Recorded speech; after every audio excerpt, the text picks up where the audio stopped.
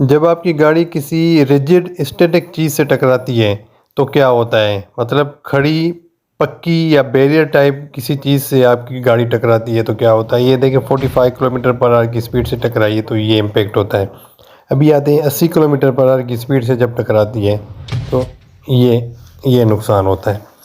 120 limit जो हम कहते हैं ना कि बहुत कम है, मोटरवे पे बहुत कम लिमिट है सर, इसको बढ़ा दिया जाए। तो ये देखें भाईजान, अगर 120 की स्पीड से कोई गाड़ी टकराती है तो कितना बड़ा नुकसान हो सकता है। ये देखें इंजन बिल्कुल अंदर चला गया है। अभी देखें 180 किलोमीटर पर आवर जो कहते हैं ना कि सर 180 किलोमीटर 150 तो होनी चाहिए, अगर वो इनको 150 देंगे तो वो 180 पे चलेंगे। अभी ये देखें 180 पे बिल्कुल गाड़ी ख़त्म हो सकती है। फिर 220 जो हमारी फुल गाड़ी जो है ना, वो 220 वाली गाड़ी लिमिट वाली 220 पे ही चलाते हैं फुल स्पीड पे, तो ये उनका हाल होता है। तो भाईजान choose your speed wisely. Thank you very much. अल्लाह हाफ़िज़।